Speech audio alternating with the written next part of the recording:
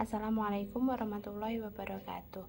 Perkenalkan, nama saya Dia Ani Romawati, NIM 0541487778, jurusan Ilmu Pemerintahan semester 2 dengan dosen pembimbing Ibu Femi Asterinia. Di sini saya akan menjawab tugas 1. Yang pertama yaitu term. Term adalah suatu bentuk simbol atau gabungan dari beberapa simbol yang dibentuk dalam suatu konsep atau pengertian, kemudian dibentuk dalam istilah atau kata. Term dibagi menjadi beberapa jenis. Di sini saya akan menyebutkan 3 jenis. 1. Term berdasarkan konotasi. Term berdasarkan konotasi dibagi menjadi 2, yaitu term konkret dan term abstrak.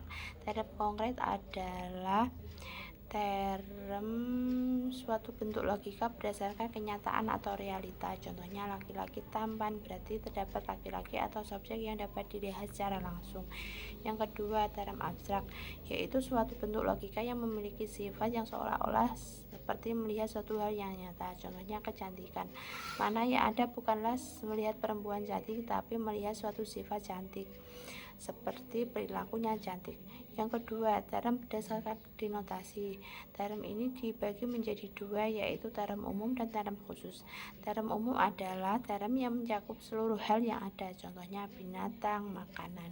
Yang kedua, term khusus, term yang menunjukkan sebagian dari suatu hal, contohnya kucing dan mangga. Yang ketiga, term berdasarkan predikamen. Term berdasarkan predikamen adalah term yang dilihat dari cara beradaannya sesuatu. Term ini dibagi menjadi 2, yaitu ada yang tidak terbatas dan ada yang terbatas. Ada yang tidak terbatas adalah menunjukkan suatu kenyataan yang khas, contohnya adanya Allah. Yang kedua, ada yang terbatas, yaitu menunjukkan suatu ciptaan, contohnya manusia dan kelinci. Soal nomor 2 yaitu tentang sesat pikir. Sesat pikir adalah kesalahan saat melakukan suatu penalaran yang berupa kesimpulan karena dalam kesimpulan tersebut melanggar kaidah-kaidah logika. Sesat pikir dibagi menjadi 3, yaitu sesat pikir formal, sesat pikir verbal, dan sesat pikir material. Sesat pikir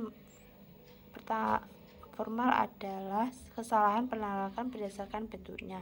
Contohnya, peserta les adalah anak-anak dan mahasiswa, dan ternyata anak-anak yang les, berarti dia bukan mahasiswa. Yang kedua yaitu sesat pikir verbal, adalah kesalahan penalaran berdasarkan penggunaan yang salah atau memiliki makna ganda dari kata tersebut.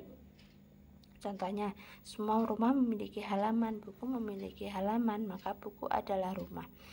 Yang ketiga, sesat pikir material, yaitu sesat pikir yang kesalahan penalarannya berdasarkan isinya yang berdasarkan kenyataan sengaja disesatkan atau tidak sengaja disesatkan.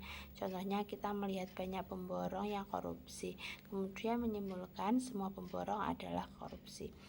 Beberapa faktor agar terhindar dari sesat pikir yaitu 1. Berpikir kritis, kedua melakukan pemahaman logika, ketiga bersikap terbuka dengan pendapat orang lain, keempat menjaga emosi saat melakukan diskusi.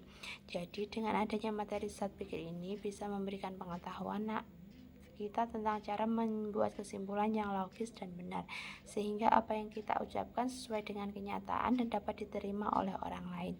Terima kasih. Wassalamualaikum warahmatullahi wabarakatuh.